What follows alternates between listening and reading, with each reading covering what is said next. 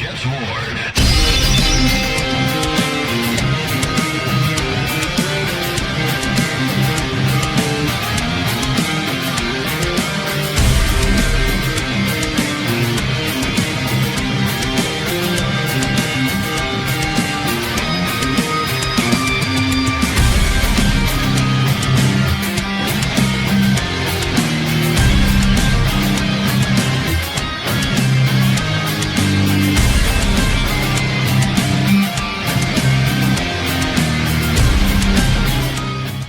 ETS Jets. What is going on, Jet fans? And welcome back to another episode of the Jets Ward. I'm your host, Ryan Ward, and I'm so excited to be back with you guys today.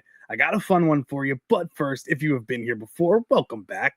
You know I love having you guys here. It is a great place to be because you guys keep coming back for more.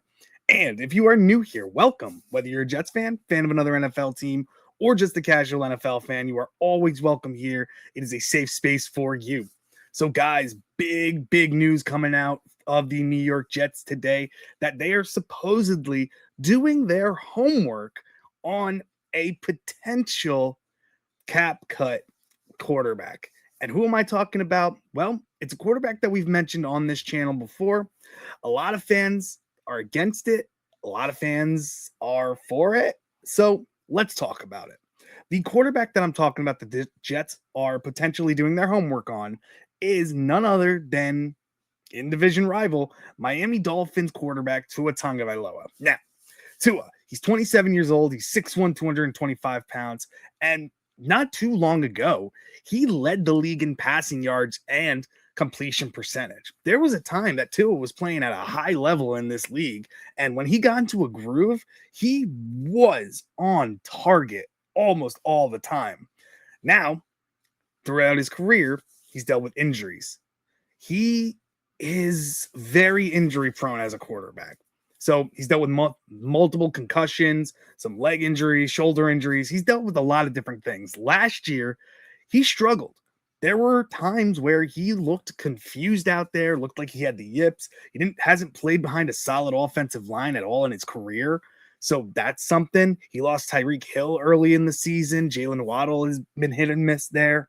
So there are reasons why Tua might have been struggling, but a lot of the time too, when he was playing his foot, he was letting it rip.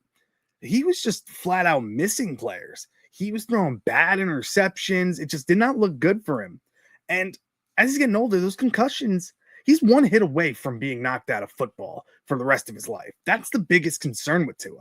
He is very worrisome when he's back there because you don't know if he gets hit, if he's going to get back up. That's the worrying thing about Tua. But when he's on, he is much better than anything the New York Jets had last year. I would take him over Justin Fields. I would take him over Tyrod Taylor. Definitely Brady Cook. Tua is not an awful option. Now, you're looking at him, and we had talk about Kyler Murray yesterday, and I even mentioned that I'd be happy with Kyler, but I don't think he fits the system. I don't think he fits the scheme that we're trying to do here. I don't think he's a Frank Reich type of quarterback. Tua, on the other hand, I think fits Frank Reich's system better than Tua does. Tua is more of a pocket passing quarterback. He's not known to get out of the pocket and make things happen on his own, to improvise and to throw in the run and just be off script. He is a play action, throw it, get rid of the ball type of guy. He can make those deep shots every now and again. He doesn't have the strongest arm, but he can make some big throws, and he's very accurate at times with the intermediate throws and the short throws. So as a pocket passer for Tua, he fits this system that Frank Reich is going to try to impose much better than what a Kyler Murray would do. Now, with Tua, though, one of the biggest critics of his game as well, he doesn't play well outside in the cold. Now, in the beginning of the season, early in the season, or when he's at home in Miami or in a dome, Tua can play very well. He's proved it in his career.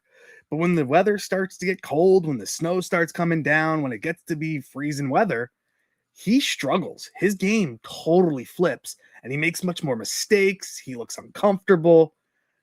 Now, Tua, is he my favorite option? No. But if the Dolphins do release him, they're going to be owing him, just like with with Kyler Murray being released by the Arizona Cardinals. They're going to owe Tua so much money that he can sign on the veteran minimum, which is $1.5 million for a year, because he's still going to make a boatload of money from the Dolphins. So if you're telling me I can get Tua Tagovailoa on a 1-year contract for $1.5 million, and then I can start building this team with other drastic needs, I'm sorry. There's not really a big argument to say that that doesn't work, because Tua could honestly be a solid option. If he gets in a rhythm, if he gets behind this Jets offensive line, this would probably be the best offensive line he's ever played with in his career.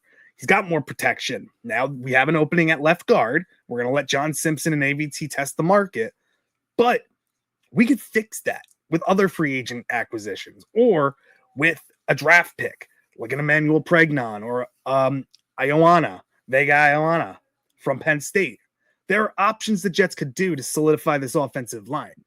So Tua would have a lot more protection, a lot more time to get it to Garrett Wilson, A.D. Mitchell, John Mechie if we bring him back, Isaiah Williams. And he's really solid at getting the ball to tight ends too. Mason Taylor would thrive with him there. And so would Jeremy Ruckert, in my opinion. So Tua is not the worst option here. So eventually when he gets cut, because I think that's going to be coming, the Jets could definitely be interested in Tua. Now, he is smaller. He's 6'1", so size, height issues. But he's a pocket passer that is able to read a defense. He can make all the throws. Not the strongest arm, but can make the throws. So it's an option for the Jets. Not the best option, but on a veteran minimum $1.5 million deal, I don't think that's the worst option for the New York Jets. So I would love to hear from you guys what you think about this. Are you guys interested if Tua Tagovailoa gets released by the Dolphins? Would you be interested in bringing him in on the vet minimum $1.5 million deal for 1 year? Would that be something you'd want to do? Or would you like to stay far away from Tua? Let me know down in the comments. I really appreciate you guys and appreciate all the help you guys and support you give this channel. Also, recently we've been starting to do memberships for the channel. So if you want to become a member of the Jets Ward channel, make sure you go in, get a membership. The cheapest one right now is $5.99. That's for the Tier 1 program, Tier 1 membership.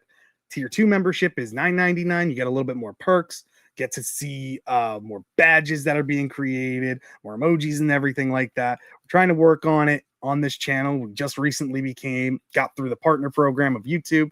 So a lot of things coming our way, a lot of things coming your way. I appreciate you guys and love you guys for it. I wouldn't have been able to get this far without you. So other than that, make sure you subscribe, hit that like button, subscribe to the channel. It really helps me out. And hit that bell for any notifications of when I post videos as well. Also, just make sure you follow me on X, Instagram, and on TikTok as well. I try to post all my videos and shorts there. And again, guys, like I've said before and many other times, I appreciate you guys. I love you guys. And thank you so much for joining me in the Jets Ward. Thank you guys so much. And I'll see you in the next one. Bye. The Jets Ward.